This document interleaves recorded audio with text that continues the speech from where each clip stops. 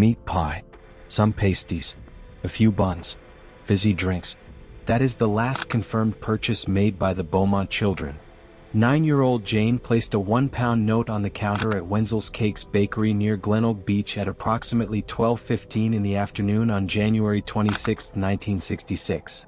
Their mother had given them 6 shillings for the entire day, bus fare and snacks.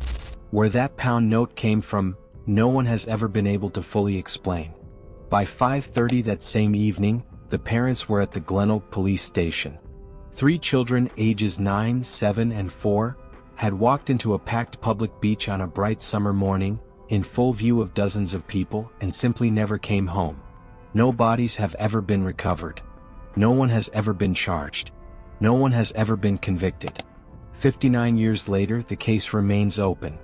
Jane Beaumont was 9 years old, the eldest of 3 siblings from Somerton Park, a quiet residential suburb just south of Adelaide, South Australia.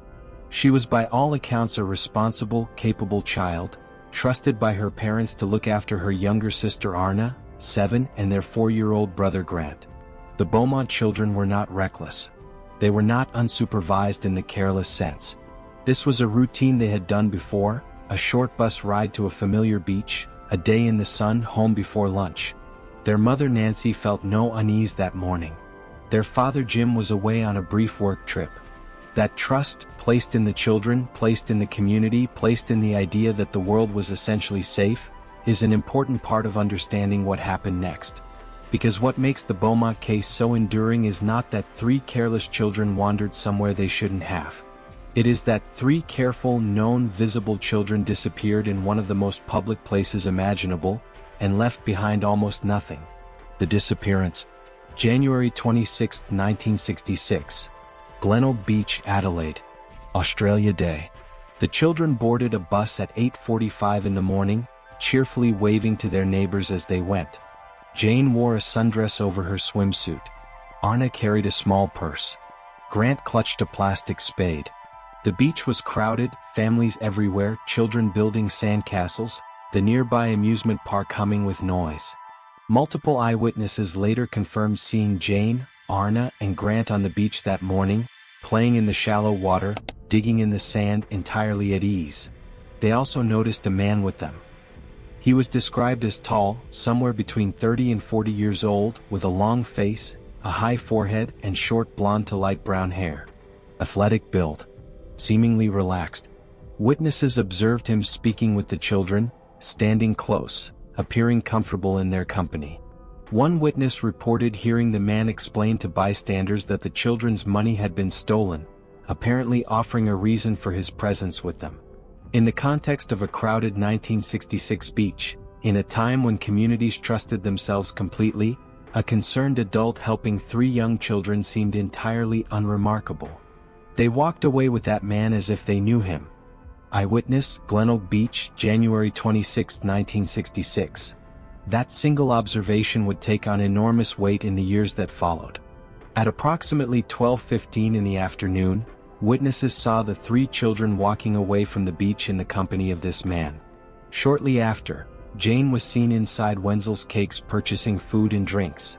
She paid with a £1 note, a denomination far beyond anything their mother had given them that morning. The shopkeeper, who recognized the children, later told police they had never bought meat pies before. It was an ordinary transaction. A child buying lunch. Except that the money was not hers, and the man who provided it has never been identified. That purchase at Wenzel's Cakes was the last confirmed sighting of Jane, Arna, and Grant Beaumont. When the children failed to arrive home on the noon bus, Nancy told herself they had simply lost track of time. Children do. When they missed the 2 o'clock bus, unease settled in. By 3 in the afternoon, Jim had returned, taken one look at his wife's face, and driven straight to the beach. He found crowds of strangers and no sign of his children. By 5:30 that evening, the family was at the Glenelg police station. Officers initially searched the immediate area, then expanded to adjacent beaches and neighborhoods as night fell. Sea rescue volunteers patrolled the shoreline in the dark. Within 3 days, the national press was running headlines describing a feared sexual crime against children. Ground, air, and sea searches followed. Authorities drained the Padawalanga boat haven after a witness claimed to have spoken with the children near it earlier that day. Nothing was found. By the end of January, the investigation had shifted entirely from a search and rescue operation into a criminal inquiry. Airports, rail lines, and interstate roads were monitored on the possibility that the children had been removed from the state. No trace was found anywhere. The first reward offered for information stood at £250, a reflection, perhaps, of the initial belief that the case would soon be solved. It was not. The unexplained detail. Sometime before January 26th, no one knows exactly when, Arna Beaumont said something to her mother. She said that Jane had got a boyfriend down the beach. Nancy assumed it meant a playmate. Some child Jane had befriended over the summer holidays. A beach friend, the way children make them, quickly, casually, without much explanation. She thought nothing more of it. It was only after the disappearance, when investigators began rebuilding everything that might have seemed ordinary at the time, that those words came back. Not a child. Not a casual beach friend. If the man seen with the Beaumont children on January 26th was the same person Arna had referenced to her mother, it would suggest he had not approached them for the first time that morning. It would suggest prior contact. Multiple meetings. Enough of a relationship that a 7-year-old had noticed and commented on it. Enough familiarity that Jane apparently felt at ease. Which means the encounter on January 26th may not have been opportunistic at all. It means whoever this man was, he had been present before. Watching. Approaching. Gaining the quiet, unspoken trust of children on a beach full of families who had no reason to look twice. The comment Arna made cannot be verified. It cannot be precisely dated. There is no way to confirm what she meant. It is possible she was simply describing a child her sister liked to play with, and the weight placed on it since is entirely a product of grief and hindsight. But it is also possible it was the most important thing anyone said about this case. A 7-year-old girl in an offhand sentence to her mother may have described exactly what was happening, and no one knew to stop it. To lose one child is a tragedy. To lose 3 on a crowded beach is a mystery that defies logic. Retired detective, South Australia. That is the detail that refuses to leave the case. Not the forensic evidence, there is almost none. Not the witnesses, their memories aged and fragmented over decades. But a sentence, spoken casually by a child who would be gone within weeks, that outlined in plain terms the mechanism of what happened, and was heard as nothing at all. The investigation and suspects. In November 1966, 10 months after the disappearance and with no credible leads, a Dutch clairvoyant named Gerard Croiset flew to Adelaide. He claimed the children were buried beneath a newly constructed warehouse on the site of an old brick factory. Funds were raised. Heavy equipment was brought in. Concrete floors were torn apart. Nothing was found. In early 1968, the Beaumont family received a letter purportedly written by Jane, describing a life in captivity under the care of a man she referred to only as the man. A second letter, from this same unnamed man, claimed he had appointed himself guardian of the children and was willing to return them under certain conditions. Jim and Nancy, accompanied by a detective, attended the arranged meeting point. No one came. A third letter then arrived, accusing the parents of betrayal for involving police, and stating that the children would not be returned. For over 2 decades, those letters were treated as potentially genuine. The handwriting bore resemblance to Jane's. It gave the family something to hold on to. It was not until 1992, 26 years after the disappearance, that forensic analysis identified the author. He was a man who had been a teenager at the time and had written the letters as a hoax. He was never charged, protected by the statute of limitations. The revelation ended whatever fragile hope the letters had sustained. The primary suspect in public imagination is Harry Phipps, a wealthy Adelaide businessman whose factory stood close to Glenelg Beach. After Phipps' death in 2004, his estranged son Hayden came forward with claims that his father regularly gave pound notes to children, and that he personally witnessed the Beaumont children in his father's backyard on the day they disappeared. Hayden also described a sustained pattern of violent abuse within the family home. Phipps matched the composite sketch. He lived approximately 300 meters from the beach. Ground-penetrating radar surveys of his former factory grounds were conducted in 2013, 2018, and again as recently as 2025. Anomalies were identified. Excavations uncovered animal bones. No human remains were ever found. No charges were ever filed. Phipps died without confessing to anything. Bevan Spencer von Einem, convicted in 1984 of murdering a 15-year-old boy as part of what became known as Adelaide's family murders, was also examined. A confidential informant told police that von Einem had boasted about taking 3 children from a beach and disposing of their bodies in remote bushland. However, investigators noted that the informant's other claimed details did not align with known facts. Von Einem's established victims were adolescent males rather than young children, and he would have been only 20 years old in 1966, substantially younger than every witness description of a man in his 30s. Arthur Stanley Brown, charged in 1988 for the 1970 abduction and murder of 2 young sisters in Townsville, Queensland, was linked to the case through physical resemblance to the composite sketch. However, Brown would have been in his mid-50s in 1966, not his 30s, and no evidence ever placed him in Adelaide on the day in question.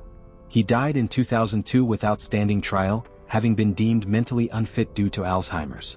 Several other men were examined, convicted offenders, men whose movements placed them near Adelaide in 1966, men who made admissions to acquaintances that were later reported to police. Each was investigated. Each, for one reason or another, could not be conclusively connected. Lead investigator Detective Superintendent Des Bray, who dedicated decades to the case, noted that even 50 years after the disappearance, police were receiving approximately 1 call every 4 days regarding new information or new theories. He also acknowledged what every detective on the case understood, that time is the most relentless enemy of any cold investigation. Any perpetrator, if still alive, would now be between 70 and 100 years old. The witnesses who saw the man on the beach are mostly gone. Physical memories have long since degraded. The biggest enemy now is time. Any perpetrator would be between 70 and 100 years old. Witnesses are gone. Evidence degrades. But we never close a murder investigation in South Australia. Detective Superintendent Des Bray. Legacy. Before January 26, 1966, children in Australia walked to school alone, spent summer days at the beach with pocket money, and came home when they felt like it. A stranger offering help to a lost child was assumed to be exactly what they appeared to be. Communities trusted themselves, and that trust felt reasonable, because nothing had yet happened to break it. After that day, something changed that has never fully changed back. Schools began teaching children not to speak to strangers. Families established emergency codes. Neighborhood watch programs organized across the country. Legislation was introduced requiring authorities to disclose information about known sex offenders in communities. Specialized missing persons and child protection units were established within Australian law enforcement agencies, and eventually mirrored across much of the world. A criminologist interviewed decades later described the Beaumont case as the day Adelaide lost its sense of innocence. That description extends further than one city. In that sense, the case did not only destroy, it built something too, a framework of awareness, of caution, of systems designed to protect children in ways that had not existed before. There are any number of places where evidence could remain hidden indefinitely. Yet the complete and total absence of any trace, no remains, no clothing, no personal items, suggests either extraordinary planning or extraordinary luck on the part of whoever was responsible. Either possibility is disturbing in its own way. Extraordinary planning implies premeditation on a scale that goes beyond opportunism.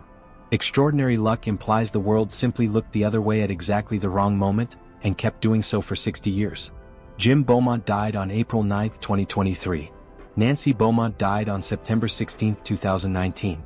Both lived the remainder of their lives inside that unanswered question, and both went to their graves without ever receiving a single answer.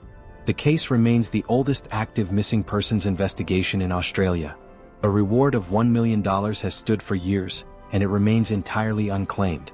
3 children walked into a crowded public beach on a holiday morning. There were families everywhere. People who noticed them, remembered their faces, recalled their clothes. A bakery owner who recognized them. Witnesses who watched them walk away. And then nothing. No physical evidence. No recovered remains. No confession that withstood scrutiny. No conviction.